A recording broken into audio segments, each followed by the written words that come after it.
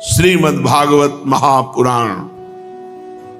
भगवान श्री कृष्ण की जब कोई कथा सुनता है, ध्यान पूर्वक हम उसे सुनते हैं, तो थोड़े ही दिनों में कर्ण छिद्रों से भगवान कथा शब्दों के अंतर्गत बैठकर हमारे हृदय में पहुंच जाते हैं और भगवान प्रकाशित हो जाते हैं। जो ही भगवान प्रकाशित हुए तो जैसे शरद ऋतु आने पर जल का गंदलापन मिट जाता है, एकदम निर्मल हो जाता है, वैसे ही मन निर्वासनिक एकदम निर्मल हो जाता है। कथा सुनने मात्र से भगवान प्रविष्टा कर्ण रंध्रेन स्वानाम भाव सरोरुहम, उसके हृदय में भाव प्रकट कर देते हैं। कर्ण रंध्रों से स्वयं भगवान हृदय में जाकर प्रकाशित हो जाते हैं।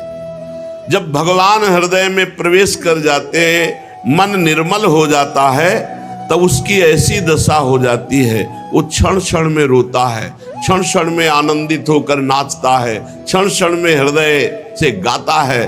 बड़ी अद्भुत दशा हो जाती है। वो फिर एक क्षण के लिए भी कभी भगवान का विस्मरण नहीं कर सकता। वो समस्त क्लेशों से छूटकर ऐसे विश्राम को प्राप्त होता है जैसे परदेश गया हुआ आदमी घर आने पर विश्राम प्राप्त करता है। हमारा घर क्या है? वृंदावन। घर वाले कौन है? प्रिया प्रीतम सहचरियां। हम भूल से माया के भ्रम में फंसकर शरीर और शरीर संबंधियों में अपना मोह कर लिए, यही हमारी दुर्गति का कारण है। भगवान वैसे तो जीव का इस पांच भौतिक शरीर से कोई संबंध नहीं है, जैसे वस्त्र वैसे है ये, पर अज्ञान के कारण हम इसे मैं और मेरा मान लिए। ये जो देहाभिमानी जीव, क्या इसकी आयु निश्चित है?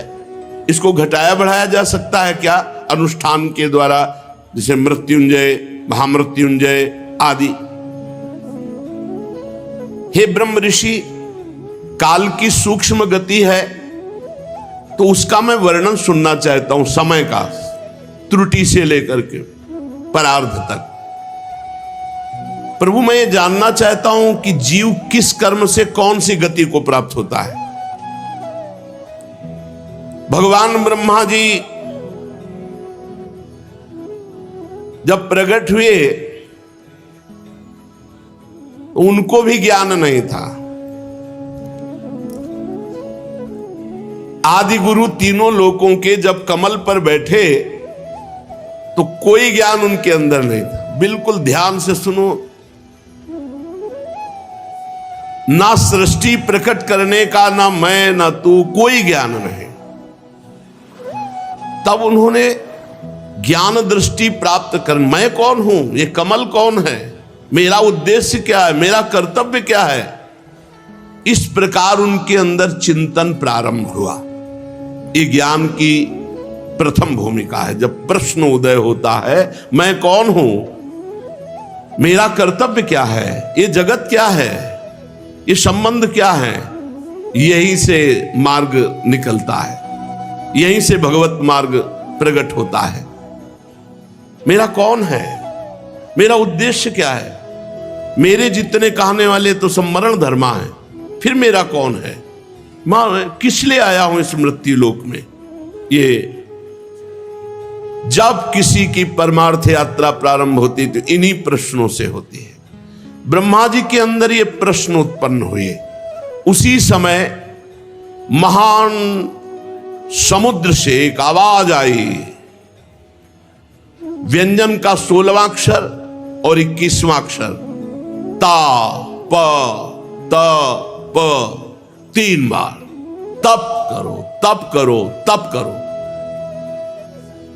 ब्रह्मा जी ने वक्ता को चारों ओर देखने के लिए ऐसे किया तो 4 मुख हो गए। कहां से आवाज आई? पर आवाज किससे आई ये नहीं जान पाए। पर उन्होंने कहा कि मुझे आज्ञा हुई है कि तप करो, इसलिए मैं अपने मन को तपस्या में लगाता हूं। ब्रह्मा जी त्रिभुवन के सबसे बड़े तपस्वी हैं, प्रथम तपस्वी हैं।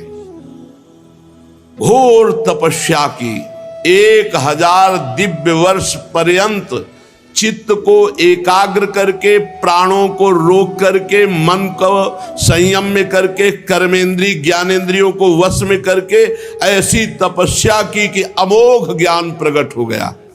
1000 दिव्य वर्ष तक मन को एकाग्र, प्राणों को रोक लिया, चित्त को एकाग्र, कर्मेंद्रिय और ज्ञानेंद्रियों को वश में करके 1000 दिव्य वर्ष तक तपस्या की। उनके अंदर अमोघ ज्ञान प्रकट हो गया। सब लोग अपने में दिखाई देने लगे। भगवान प्रसन्न हुए तपस्या से, तो ब्रह्मा जी की दृष्टि में दिखाई देने लगा भगवान का दिव्य धाम, भगवान का स्वधाम ब्रह्मा जी के दिव्य नेत्रों के सामने प्रकाशित हुआ। इससे परे कोई लोक नहीं। भगवान के धाम में न क्लेश है, न मोह है, न मृत्यु है, न भय है, न किसी भी तरह का दुख है। दुख नाम की चीज नहीं। एक बार जिसे भगवान के धाम का दर्शन हो जाता है वो इतना महान हो जाता है कि देवता भी उसकी बार बार स्तुति करते हैं। सुरासुरार्चिता। भगवान के धाम में न रजोगुण है, न तमोगुण है, न मिला हुआ सतोगुण है, न काल का प्रवेश है, न माया ही कदम रख सकती। फिर माया के बाल बच्चे काम क्रोध आदि तो प्रवेश ही कैसे कर सकते हैं। देखा भगवान ब्रह्मा जी ने कि दिव्य पार्षदों से सुरक्षित है भगवान का धाम। बड़े बड़े ऋषि मुनि देवता सब नमस्कार कर रहे हैं, धाम की तरफ सर झुका रहे हैं। अब धाम के अंदर दृष्टि प्रवेश की तो देखा उज्ज्वल आभा से महान तेजो में श्याम शरीर, शतदल कमल के समान कोमल नेत्र, पीले रंग का दिव्य बिजली जैसा पीतांबर, अंग अंग से रास रास सौंदर्य बिखर रहा है। कोमलता, सौंदर्यता, मानो मूर्तिमान होकर विराजमान हो। और ऐसे ही भगवान के सब पार्षद हैं। जैसे भगवान का स्वरूप ऐसे भगवान के पार्षद, सबकी 4-4 भुजाएं, महान तेजस्वी दिव्य अस्त्र लिए हुए भगवान के पार्षद, सब दिव्य मणिमय सुवर्ण प्रभा में आभूषण धारण किए हुए तेजो में। धाम की भूमि छवि अद्भुत, कहीं मूंगे की, कहीं वैदुर्य मणि की, कहीं कमल के समान, कहीं उज्जवल स्फटिक मणि के समान, ऐसी भूमि धाम की। सबके कानों में कुंडल, मस्तक पर मुकुट, कंठ में दिव्य मालाएं, जैसे आकाश बिजली से चमक उठता है, ऐसे ब्रह्मा जी के नेत्र बड़े तेजोमय हो गए। भगवान के वैकुंठ धाम का दर्शन, वैकुंठ धाम के पार्षदों का दर्शन। अब देखा कि महालक्ष्मी सुंदर रूप धारण किए हुए अपनी दासियों के साथ, विभूतियों के साथ भगवान के चरण चाप रहे हैं। भगवान की मधुर मधुर लीलाओं का गायन करते हुए भगवान के चरण चाप रहे हैं। लक्ष्मी जी उन्मत्त हो रही हैं भगवान के चरणों के स्पर्श से और सौंदर्य से। ब्रह्मा जी ने देखा कि दिव्य लोक वैकुंठ धाम में भक्तों के रक्षक महालक्ष्मीपति, यज्ञपति, विश्वपति भगवान विराजमान है। और भगवान के एकदम नजदीक जो पार्षद हैं वो सुनंद, नंद, प्रबल और अर्हण आदि, ये भगवान के समान बलशाली वैभव, ये मुख्य मुख्य पार्षदगण भगवान की सेवा कर रहे। कोई चमर डुला रहा है, कोई व्यजन डुला रहा है, कोई छत्र लिए, वो सब भगवान के मुख कमल की तरफ एक तक चित्तवृत्ति से देखते रहते। क्या आदेश हो, क्या इशारा हो, तत्काल सेवा हो। आंखों में लाल लाल डोरियां, बड़ी मोहक मधुर चितवन। ऐसा लगता है कि प्रभु अपने प्रेमी भक्त को अपना सर्वस्व भी दान दे देंगे। सिर पर मुकुट, कानों में कुंडल, कांधे में पीतांबर, वक्षस्थल में सुनहरी रेखा, सुंदर 4 भुजाएं, और भगवान बहुमूल्य आसन पर विराजमान है। भगवान के पास पुरुष, प्रकृति, महातत्व, अहंकार, मन, 10 इंद्रियां, शब्दादि 5 तन्मात्राएं, पंच महाभूत, ये 25 शक्तियां मूर्तिमान होकर हाथ जोड़े खड़ी है। उसी मन से संपूर्ण सृष्टि का मन बनता है। उन्हीं 10 इंद्रियों से संपूर्ण सृष्टि को इंद्रियां मिलती हैं। ये मूर्तिमान वैकुंठ में भगवान के सामने हाथ जोड़कर खड़े। पुरुष, प्रकृति, महातत्व, अहंकार, मन, 10 इंद्रियां, 5 शब्द तन्मात्राएं, शब्द, स्पर्श, रूप, रस, गंध और पंच महाभूत, ये 25 शक्तियां मूर्तिमान होकर भगवान वैकुंठनाथ के पास आसपास हाथ जोड़े खड़ी हैं। समग्र ऐश्वर्य, समग्र धर्म, कीर्ति, श्री, ज्ञान, वैराग्य, ये 6 नित्य सिद्ध रूप धारण किए हुए भगवान के सामने हाथ जोड़े खड़े हैं। ज्ञान, वैराग्य, कीर्ति, श्री, धर्म, ऐश्वर्य, ये सब मूर्तिमान होकर सर्वेश्वर भगवान आनंदमय स्वरूप में छके हुए विराजमान है। ब्रह्मा जी ने जे भी दर्शन किया तो रोना आ गया, हृदय लबालब आनंद से भर गया, आंखों से अश्रु चलने लगे, शरीर पुलकित हो गया, नेत्रों से प्रेमाश्रुधारा बहने लगी। ब्रह्मा जी ने भगवान के उन चरण कमलों में जो परमहंसों के निवृत्ति मार्ग से प्राप्त हो सकते हैं, सिर झुकाकर प्रणाम किया।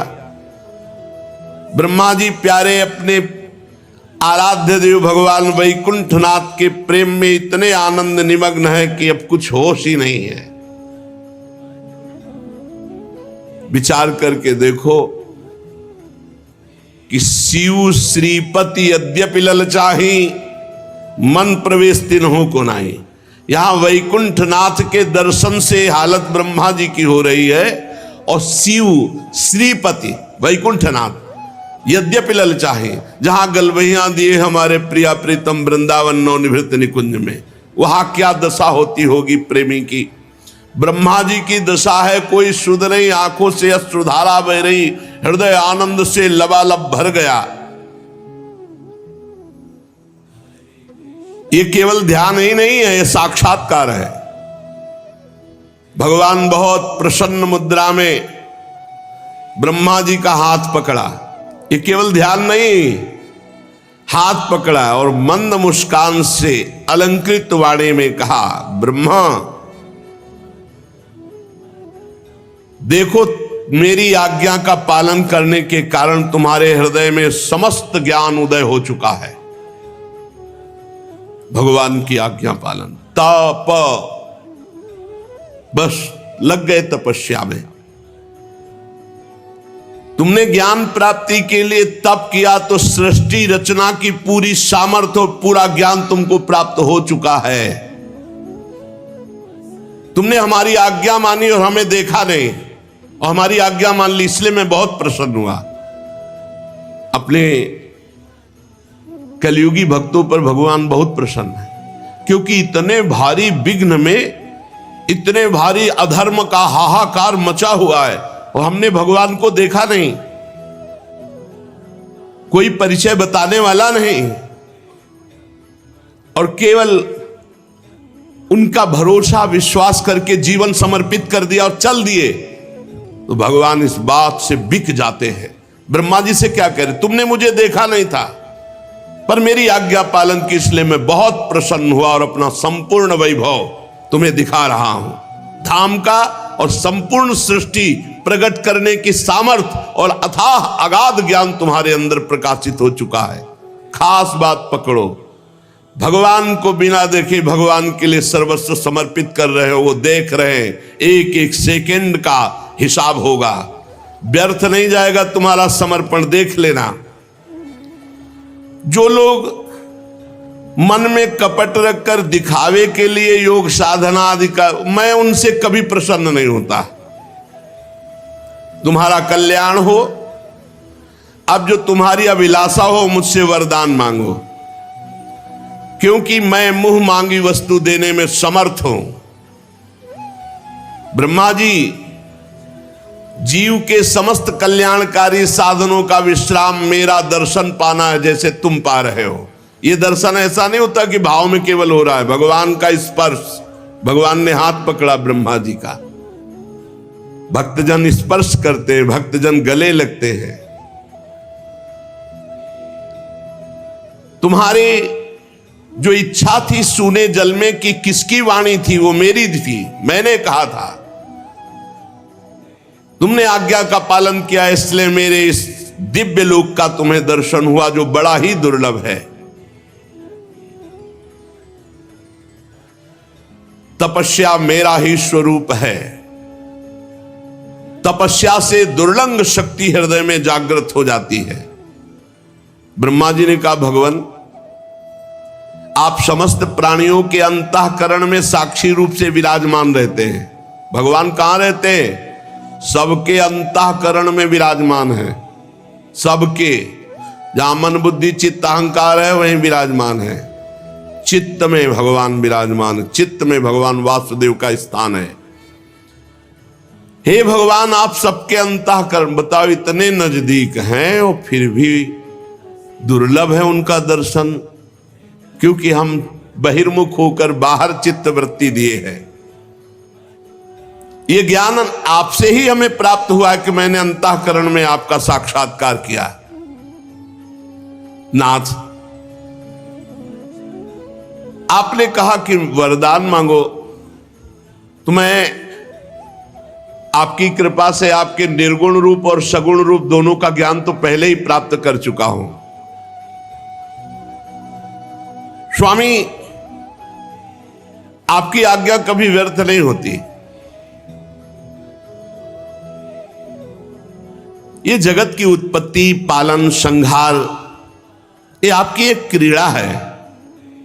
मैं मर्म जानना चाहता हूं कि आप कैसे जगत को प्रकट करते, कैसे पालन करते और कैसे इसका विनाश करते हैं। जब आप नाटक में देखते हो नट कलाकार, जादूगर अपने को कई हिस्सों में काटता है, तो आप तालियां बजाते हो कि रोते हो बैठ के? जब अपने वो जन को काटता है, कपड़ा डाल दिया, गांव में देखा है आपने? हमने तो देखा था बचपन में, ऐसे एक आदमी को लिटा दिया और कपड़ा डाल दिया और ऐसे ऐसे करके 5-6 टुकड़े कर दिए अलग अलग। सब तालियां बजा रहे हैं, क्योंकि सबको पता है सही नहीं है। ये उसके मंत्र का जादू है, जो हमारी आंखों में जो चाहता वो दिखवाता है। ऐसे किया, रुपए की गड्डी, इतना बड़ा सामर्थ्यशाली होता तो 2-2 रुपए मांगते थोड़ी घूमता है। ये आंख बांध करके एक छोटा जादूगर हमारे सामने भ्रम पैदा कर सकता है कि जादूगरों के बाप है भगवान। इंद्रजाल कितना बड़ा, अपने आप से अपने आप में अपने आप का सृजन करता है, अपने आप का पालन करता है। जो इस रहस्य को जानते हैं उनको तो ब्रह्मा जी भी कहते हैं मैं रहस्य जानना चाहता हूं। भगवान, आपकी आज्ञा है कि मैं सजग होकर सृष्टि रचना करूं और रचना के अभिमान में न बनूं। तो प्रभु ऐसा कैसे हो सकता है? कर्तृत्व भाव आ ही सकता है। नाथ, आपने वरदान मांगने की बात कही, तो मुझे वो ज्ञान दीजिए जिससे मैं सृष्टि रचूं और उसके कर्ता भाव में ना हूं, कभी अभिमान ना हो जाए। सावधानी पूर्वक केवल आपकी आज्ञा का पालन करूं। बहुत सुंदर भगवान ने ज्ञान दिया है, अगर समझ जाओगे तो आप भी निहाल हो जाओगे। बहुत बड़ा नहीं है, 4 श्लोक में ज्ञान दिया है, अब उसे पकड़ लेना। भगवान कह रहे हैं, ज्ञानम परमम गुह्यम में यद विज्ञान समन्वितम सरहस्यम तदंगम च गृहाण गदितम मया। ब्रह्मा जी, तुम मेरे भक्त हो, मेरी आज्ञा का पालन करते हो, इसलिए मैं अत्यंत गोपनीय अपने स्वरूप का ज्ञान मैं तुम्हें दे रहा हूं। तुम इसे ग्रहण करो। यह ज्ञान बड़ा गोपनीय है, मेरी कृपा से ही ये केवल ज्ञान होता है, पढ़ने लिखने से नहीं होता, किसी साधना से नहीं होता, मेरी कृपा से होता है। अब जो ज्ञान दे रहे हैं उसे सुन लो, इसे बैठा लेना। गुरु कृपा से बचपन में जब चले थे उसी समय ये बात बैठ गई थी दिमाग में। तो उसकी शुरुआत जैसे बच्चा थे उसी भाव से हुई थी। कुत्ते को देखते थे इसमें भगवान है, कुत्ता भगवान कैसे हो सकता है यार, ऊपर का खोल कुत्ता है, अंदर तो भगवान है ना इसमें। ऐसे शुरू किए थे। नहीं नजदीक आएगा तो डंडा तो मारेंगे ही, तो डंडे में भी तो भगवान है। बहुत लड़ाई लड़नी पड़ी थी। अब उस समय उत्तम ज्ञान तो था, पर उसकी शुरुआत बड़ा, उस शुरुआत में ही बड़ा आनंद प्रारंभ होने लगा था। भाव सुनो, ब्रह्मा जी जब तुम भी पैदा नहीं हुए थे तो केवल मैं ही था। सृष्टि के पूर्व में केवल मैं ही मैं में कुछ नहीं जुड़ा था, केवल मैं। मेरे अतिरिक्त ना स्थूल था, ना सूक्ष्म था, ना कारण था, ना अज्ञान था, ना माया, कुछ नहीं, मैं ही मैं। जब सृष्टि नहीं रहेगी तो मैं ही मैं। जब सृष्टि नहीं थी पूर्व में तो मैं ही मैं, और जब सृष्टि नहीं रहेगी तो मैं ही मैं। तो बीच में जो कुछ प्रतीत हो रहा है वो मैं ही मैं, दूसरा कुछ नहीं। मत्ता परतरम नान्यत किंचिदस्ति धनंजय। हे धनंजय मेरे सिवा कुछ नहीं, मैं ही मैं हूं। बस इसी का अनुभव करना है। बड़ा आनंद, प्रारंभ में ही बड़ा आनंद, भगवान ही भगवान, सब में बार बार अनुभव करना, सब में भगवान। जो सृष्टि के बाद कुछ बचेगा वो मैं।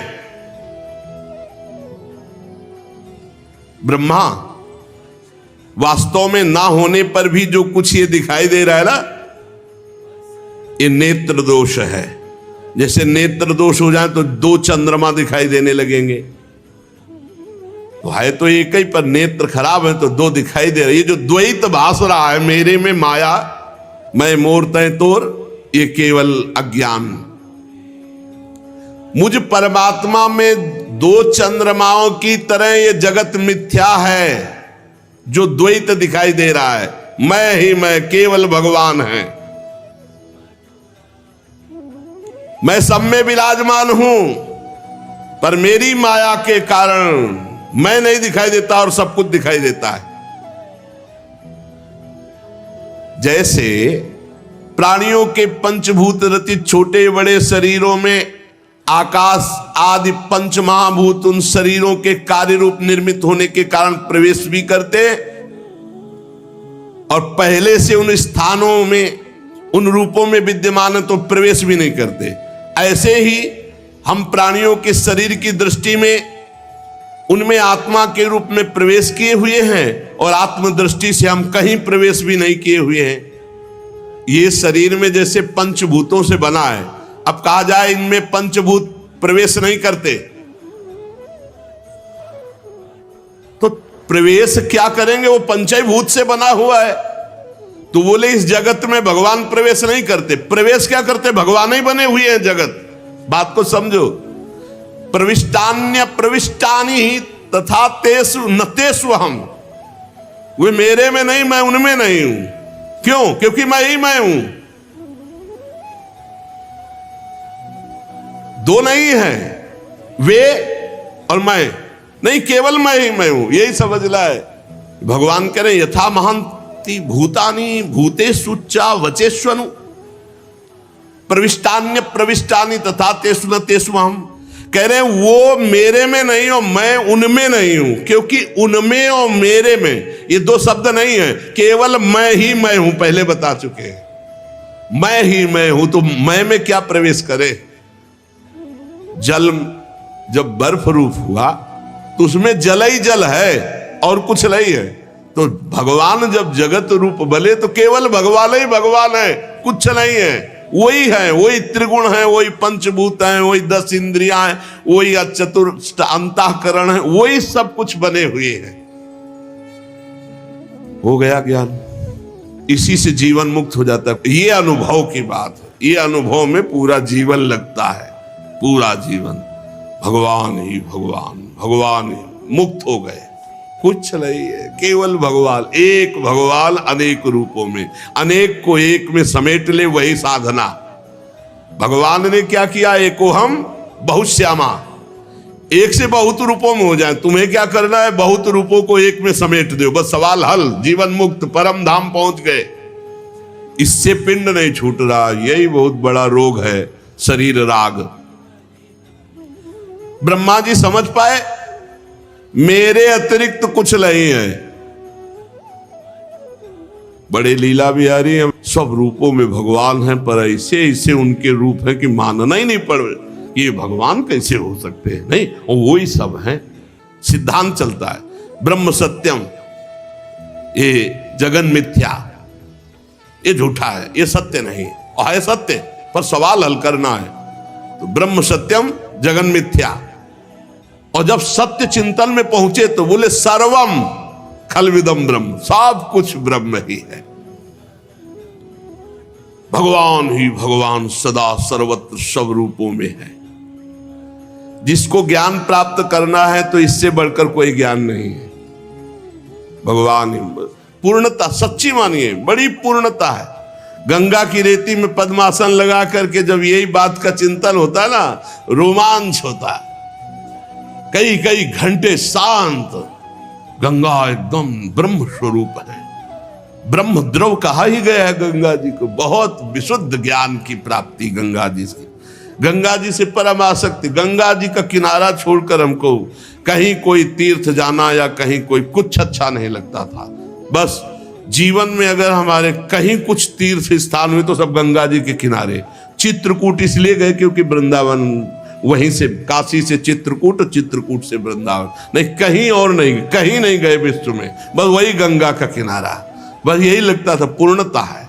और गंगा जी कैसे, तुम्हें बताओ कैसे कैसे भाव प्रकट करती, यही बात गंगा जी के किनारे, ये जो है यही गंगा किनारे की आराधना। इसके बाद है ये जो वृंदावन की पढ़ाई है ना, ये वासुदेवा स्वरमिति के बाद है, ये डिग्री है, ये ककारा मात्रा वाली पढ़ाई नहीं है, ये डिग्री है, ये ऊपर की डिग्री, सबसे ऊपर का महामाधुर्य रस।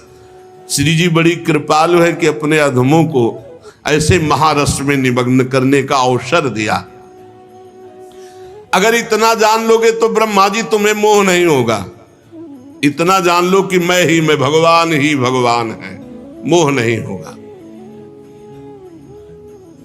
बस ये जानना है, अंदर व्यवहार नहीं करना, व्यवहार नहीं करना, जानना है, दृष्टि रखना, व्यवहार नहीं करना। अज्ञानी जो होते हैं ना, वो व्यवहार में उतर जाते हैं तो भ्रष्ट हो जाते हैं, उनको बोध नहीं हो पाता।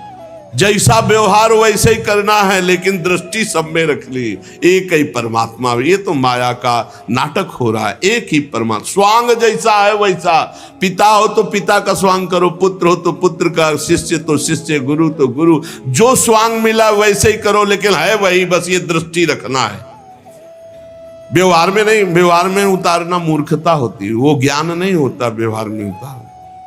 जैसे विद्या विनय संपन्ने ब्राह्मणे गविहस्तनी स्वनिचय सुपाकेचा पंडिता समदर्शिना, विद्या विनय संपन्न ब्रह्म ऋषि में, चांडाल में, कुत्ते में, हाथी में, गाय में एक ही दृष्टि रखनी है कि सब में परमात्मा है, बस व्यवहार नहीं करना। व्यवहार में अलग अलग होता है, कई बार चर्चा हुई, व्यवहार में भेद दृष्टि रहती है। जो कहते हैं कि अरे वो तो ज्ञानी नहीं, वो भेद दृष्टि रखते, तो वो मूर्ख है जो इस बात को नहीं समझता। सम दृष्टि दर्शन करनी है, सम वर्तन नहीं करना, सम व्यवहार नहीं हो सकता, नहीं हो सकता, बिल्कुल नहीं हो सकता।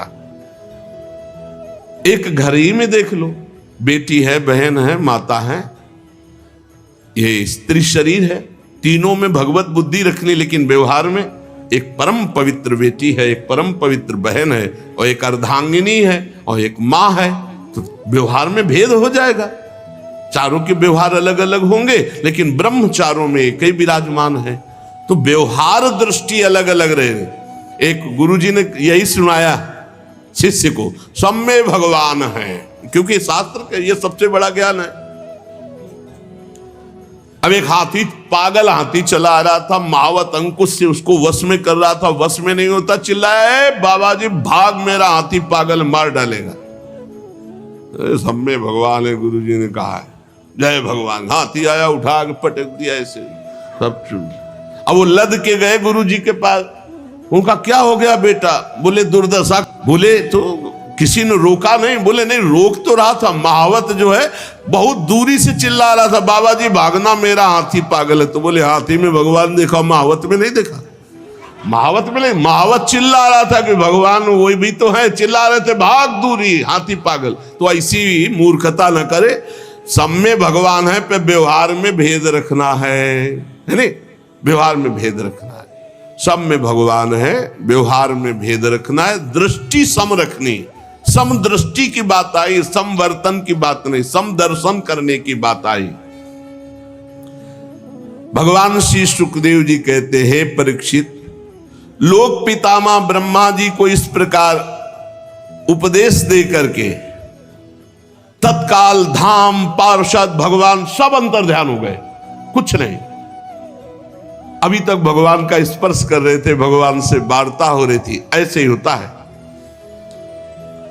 ब्रह्मा जी बार बार प्रयास करने लगे, ना वो रूप, ना वो धाम, ना वो पार्षद।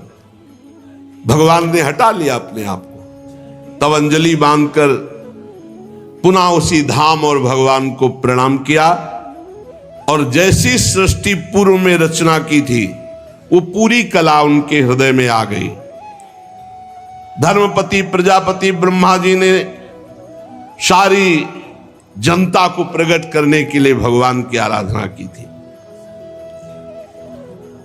देवर्षि नारद जी मायापति भगवान के माया का तत्व जानने की इच्छा से बड़े सौम्य होकर ब्रह्मा जी से ये वार्ता कई से चल रही।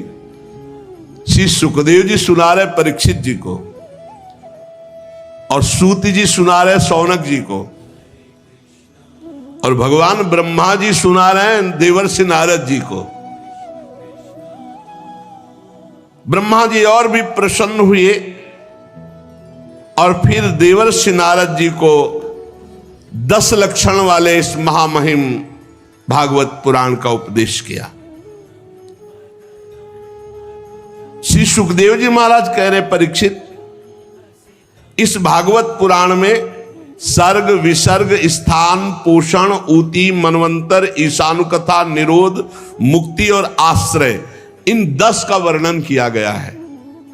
इनमें जो 10वां आश्रय तत्व है, इसी का ठीक ठीक निश्चय करने के लिए ऊपर के 9 का वर्णन किया गया है।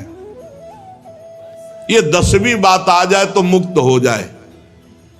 आश्रय, मैं भगवान के आश्रय में, प्रियाजू के आश्रय हूं।